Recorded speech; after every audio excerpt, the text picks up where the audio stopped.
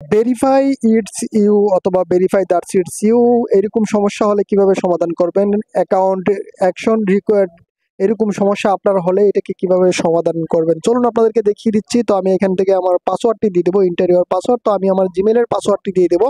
আমার এই জিমেলে সমস্যা হচ্ছে, তো আমি এই জিমেলের পাসওয়ার্ডটি এখানে দিয়ে দেবো। এটা হচ্ছে আমার জিমেল। এই জিমেলে এরকম সমস্যা দেখা দিচ্ছে, ভেরিফাই ইটস ইউ বা অ্যাকাউন্ট রিকোয়ারমেন্ট অ্যাকশন রিকোয়ারমেন্ট।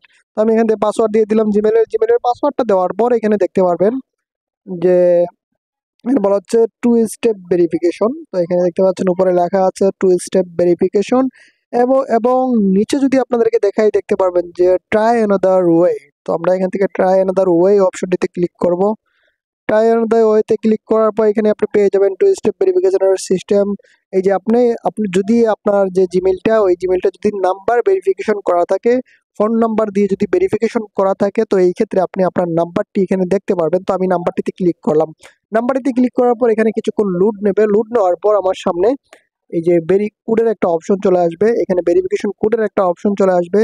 তো কিছুক্ষণ লোড নেওয়ার পর এখানে দেখতে পারবেন যে এখানে কোড দিতে বলছে, কোড দেওয়ার জন্য।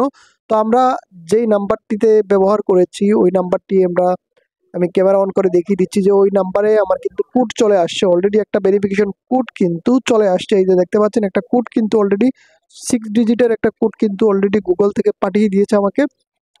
তো এই কোডটি এখন আমি এখান থেকে নিয়ে বসিয়ে দেব আমার এই যে জিমেলের মধ্যে কোড বসাতে হচ্ছে, এই যে এখানে বসিয়ে দেবো 651925। এটা দেওয়ার পর নেক্সটে ক্লিক করলেই আমরা পেয়ে যাব আমাদের যে জিমেলটাতে সমস্যা ছিল এটা ঠিক হয়ে গেছে। এই দেখুন আমার জিমেলটা কিন্তু ঠিক হয়ে গেছে।